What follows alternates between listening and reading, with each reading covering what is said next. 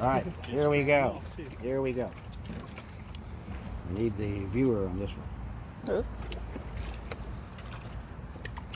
All right, that's one of the bass. I'm trying to see which one it is. Small ones. This looks like this is a young spotted bass. Smallmouth are not in this range. So this is a bass that gets a little bigger. It's a river fish, and they get to be 4 or 5 pounds. And they're river fish. You find them in a lot of the reservoirs here that have been dammed up. But they're a very good game fish. And that is a spotted bass. And they do the same thing about breeding that we just talked about. So here's a young stow roller and another long ear. It's a really big one. All right. So here we have stow roller. Did you just apologize for your bucket? Here we have stow roller. That's not my fault. That's whoever was catching the fish. I thought you apologized for Okay, your bucket. a different type of sunfish. Good. I'm glad we got one of these. I'm curious about that. All right, this is a green sunfish. Very excited green sunfish. Well, what you can tell is they have sort of blue stripes around their face, and they have a bigger mouth than the other sunfish. Okay. They look like a bass. Face in many directly ways. upside down. They look like a bass in many ways, but that's a sunfish. They're shaped differently. These guys are what I call tough fish. You stick that in a aquarium with some bigger fish, very often he kills them. They are tough, pugnacious. So they're a wonderful type of sunfish that can tolerate bad water, good water, you name it. That's a green sunfish. Again, breeding is the same in all of these. Okay, perfect. Okay. I think we're good for a green, aren't we, Lester? I think we've got, Probably got a good green. green is that it's kind of fading a little. So that one, this is mine. Okay, all right. I think it'll mind. She's ruthless. Okay, so let's dump that right here. And you can dump that bass out. And we got specimens. We got good specimens of bass, don't we? Well, he's gone now. Yeah. Largemouth, the red eye, and the spotted. We've got Watch out, he's come back. Okay, stone roller and a long ear. Some of these stone rollers get bigger than this. Yeah. Here's a pretty good size stone roller. Right there. Oh. They have a sort of bottom slung mouth. The mouth is located not totally underneath, but it's sort of slung underneath for feeding off the bottom.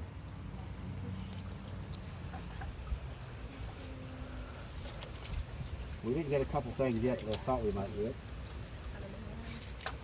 Oh, here's what I was looking for. Oh, good. Well, it's one of them. See, I had the good one. This is a little baby. This is a little baby thing here. We'll put it in here. It'll probably go right to the corner. It's a little blotchy thing with a mouth that's sitting right ventral. This is a type of sucker fish. Suckers have ventral mouths that kind of just right on the bottom.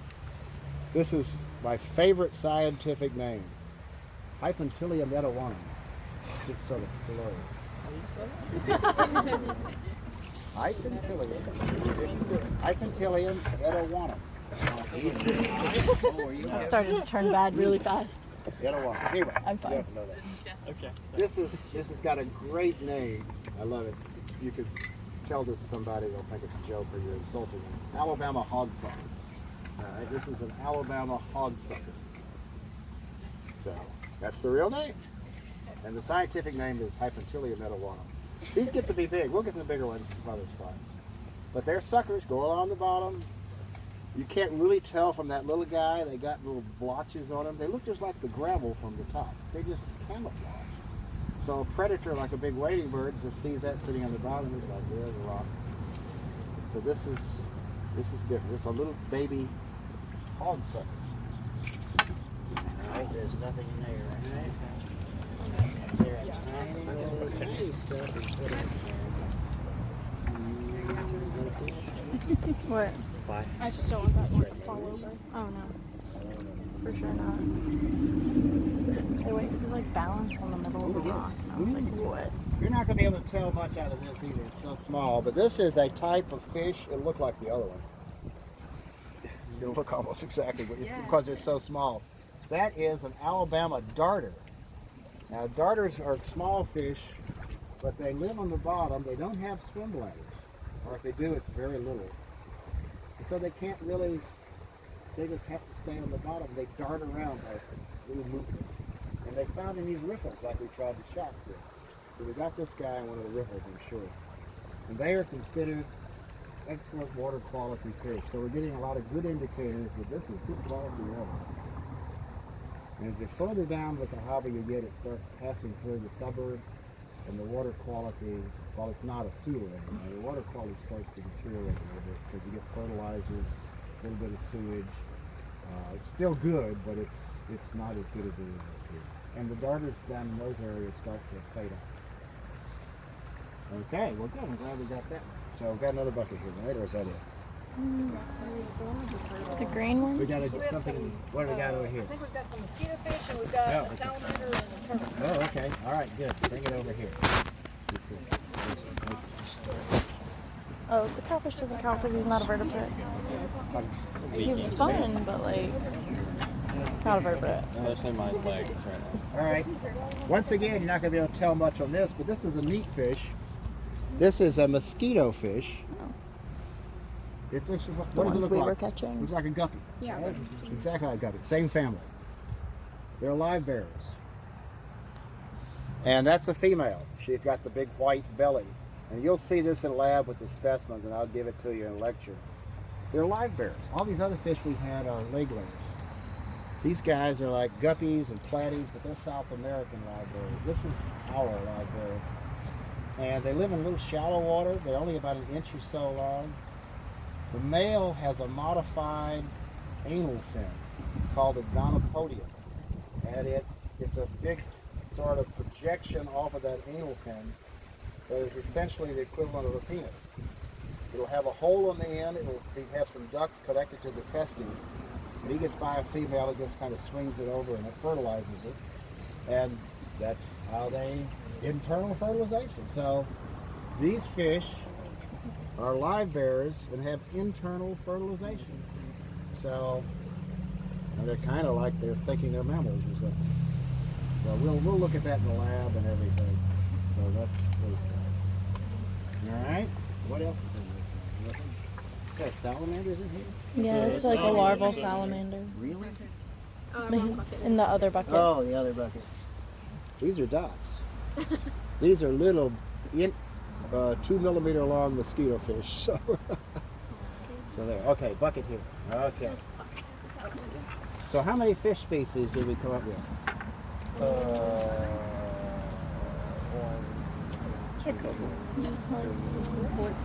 Yeah, I have like around 14. 14.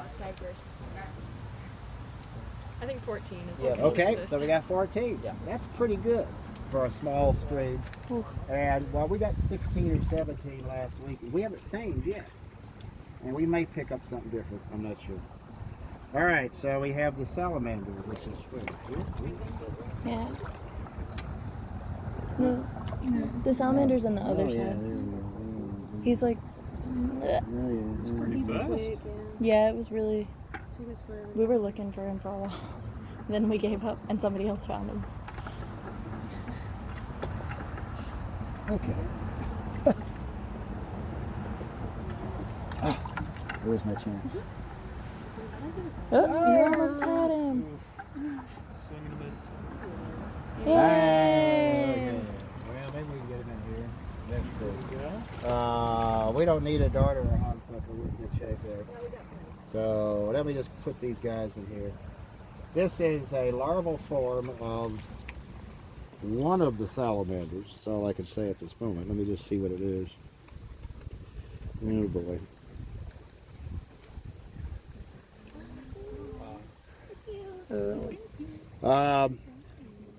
It's hard to tell exactly which species it is. I suspect this is I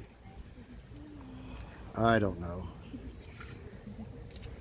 Did you get a look at them, Leslie? Oh, sure. He's got little spots around him. I think this is a larval dusky salamander. That's what my thought was. There are several species of duskies that we will see in lab, and also I've got a live one that's much bigger back in the lab. This is a larval one. What happens if for the first year or two of life, after they hatch from an egg, they have these little gills. And you can kind of see a little bulge behind its head. He's beginning to lose his gills now. And so he will come onto land sometime probably in the next few weeks for good.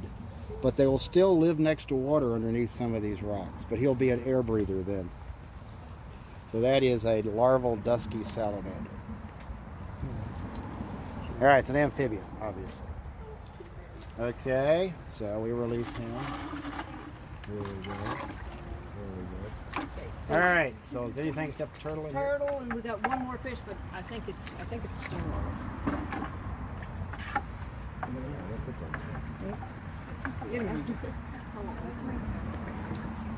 probably. Alabama shine. Oh, Alabama wait, shiner, wait, is it? wait. No. Hold still. Hold still. Hold still. He said I can't breathe. I can't tell who you are. Watching popcorn.